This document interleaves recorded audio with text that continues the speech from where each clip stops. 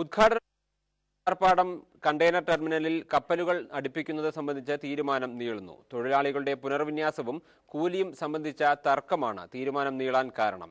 രാജീവ് ഗാന്ധി ടെർമിനലിൽ ചരക്കിറക്കുന്നത് സംബന്ധിച്ച ആശയക്കുഴപ്പവും തുടരുകയാണ്. ചരക്ക് ഇറക്കാനാകാതെ 5 കപ്പലുകളാണ് പുറംകടലിൽ കാത്തുകിടക്കുന്നത്. രാജീവ് ഗാന്ധി ടെർമിനലിൽ നിന്ന് പുനർവിന്യസിക്കുന്ന തൊഴിലാളികളുടെ എണ്ണവും ശമ്പളവും സംബന്ധിച്ച തർക്കമാണ് തുടരുന്നത്. ജനറൽ പർപ്പസ്, മസ്ദൂർ, ഫോർമാൻ, ഗിയർമാൻ, കണ്ടെയ്നർ ബോയ്സ് എന്നീ വിഭാഗങ്ങളിലായി 168 തൊഴിലാളികൾ പൂളിലുണ്ടെന്ന് യൂണിയനുകൾ പറയുന്നു.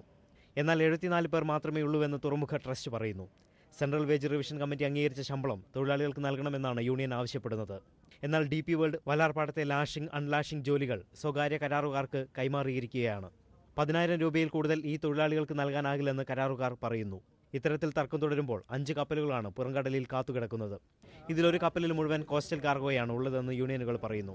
ഇത് ഐലൻഡിലെ രാജീവ് ഗാന്ധി ടെർമിനലിൽ ഇറക്കാവുന്നതാണെന്നും യൂണിയനുകൾ പറയുന്നു. 3 മാസത്തേക്ക് രാജീവ് ഗാന്ധി കണ്ടെയ്നർ ടെർമിനൽ തുടർന്നും പ്രവർത്തിക്കണമെന്ന് കോടതി ഉത്തരവും നിലവിലുണ്ട്. എന്നാൽ വല്ലാർപാടം ടെർമിനൽ പ്രവർത്തന സജ്ജമായതിനാൽ രാജീവ് ഗാന്ധി ടെർമിനൽ തുടർന്ന് പ്രവർത്തിപ്പിച്ചാൽ അത് DP വേൾഡുമായുള്ള കരാറിന്റെ ലംഘനമാകുമെന്ന് തുറമുഖ ട്രസ്റ്റ് പറയുന്നു. പ്രശ്നങ്ങൾ പരിഹരിക്കാൻ വിവിധ തലങ്ങളിൽ ചർച്ചകൾ നടക്കുന്നുണ്ട്. താമസിയാതെ പ്രശ്നപരിഹാരമുണ്ടാകുമെന്ന പ്രതീക്ഷയിലാണ് തുറമുഖ മേഖല.